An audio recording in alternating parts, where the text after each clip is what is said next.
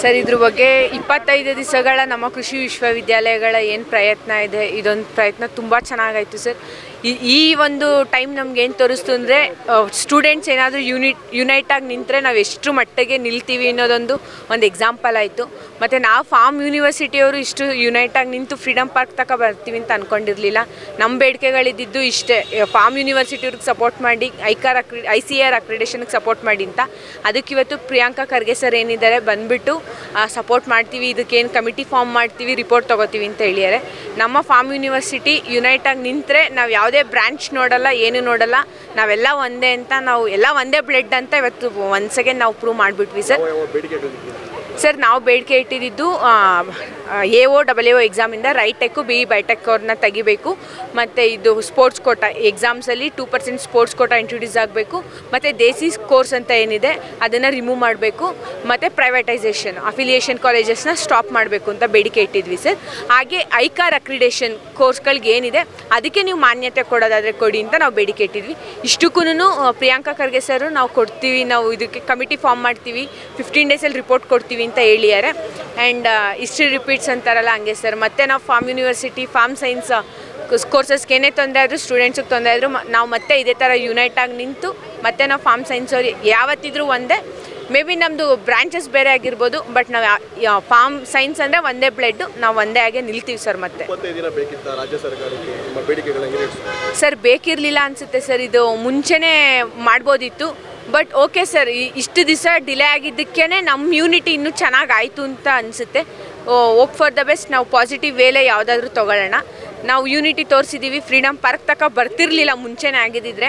ಕರ್ನಾಟಕ ಗೌರ್ಮೆಂಟ್ಗೂ ಗೊತ್ತಾಗ್ತಿರ್ಲಿಲ್ಲ, ರೈತರು ಮಕ್ಕಳು ನಿಂತರೆ ರೂರಲ್ ಜೆನ್ಸೆಡ್ಸ್ ಅಂತ ಏನು ಹೇಳಿದ್ರು ನಮ್ಮ ಸರ್. ಇವತ್ತು ನಾವು ನಿಂತರೆ ಇಷ್ಟು ಸ್ಟ್ರಾಂಗಾಗಿ ನಿಲ್ತೀವಿ ಅಂತ ಗೊತ್ತಿರಲಿಲ್ಲ.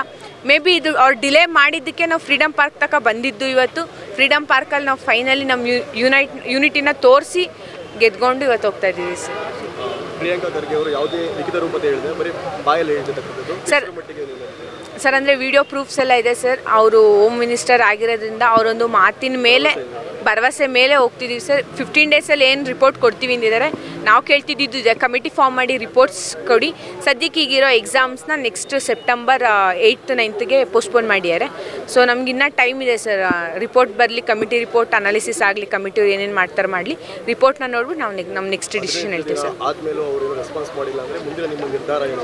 ಸರ್, ಮುಂದಿನ ನಮ್ಮ ನಿರ್ಧಾರ ಎಲ್ಲ ರೆಪ್ರೆಸೆಂಟೇಟಿವ್ ಎಲ್ಲ ಯೂನಿವರ್ಸಿಟಿಯವರು ಮತ್ತೆ ಕೂರ್ತೀವಿ, ನಾವೇನು ಮೀಟಿಂಗ್ ಮಾಡಿ ಮತ್ತು ನಾವು ಇದೇ ರೀತಿ ಮಾಡ್ತೀವಿ ಸರ್. ಮತ್ತು ನಮ್ಮ ಬೇಡಿಕೆಗಳು ಅಷ್ಟು ಬೇಡಿಕೆ ಈಡೇರಲಿಲ್ಲ ಅಂದರೆ ಮತ್ತೆ ನಾವು ನಮ್ಮ ನಡೆ ಫ್ರೀಡಮ್ ಪಾರ್ಕ್ ಕಡೆನೇ ಆಗಿರುತ್ತೆ. ಬಟ್ ಇವತ್ತು ಏನು ನಾವು ಇಷ್ಟು ಶಾಂತವಾಗಿ ಕೂತಿದ್ವಿ, ಇಷ್ಟು ಶಾಂತವಾಗಂತೂ ಇರಲ್ಲ ಸರ್. ನಮಸ್ಕಾರ.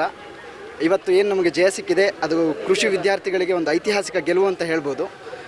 ಯಾವಾಗ ಕೃಷಿ ಮತ್ತು ಕೃಷಿ ಸಂಬಂಧಿತ ವಿಷಯಗಳಿಗೆ ಧಕ್ಕೆ ಆಗುತ್ತೆ, ಅವಾಗವಾಗ ಧಾರವಾಡಲ್ಲಿ ಪ್ರತಿಭಟನೆಗಳು ಏಳುತ್ತೆ. ಆ ಪ್ರತಿಭಟನೆಗಳು ಧಾರವಾಡಿಂದ ಶುರುವಾಗಿ ವಿಧಾನಸೌಧದವರೆಗೂ ಮುಟ್ಟಿ ಅದಕ್ಕೆ ಜಯ ಸಿಕ್ಕಿರುವಂಥ ಇತಿಹಾಸ ಇದೆ.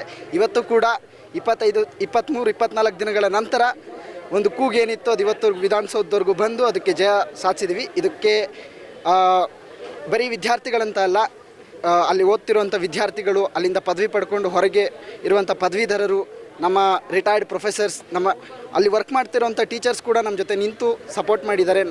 ಸೊ ಇಲ್ಲಿ ಎಲ್ಲರ ಪರವಾಗಿ ನಮ್ಮ ವಿಶ್ವವಿದ್ಯಾಲಯಕ್ಕೆ ಫಸ್ಟು ಧನ್ಯವಾದಗಳನ್ನ ತಿಳಿಸ್ತೀನಿ.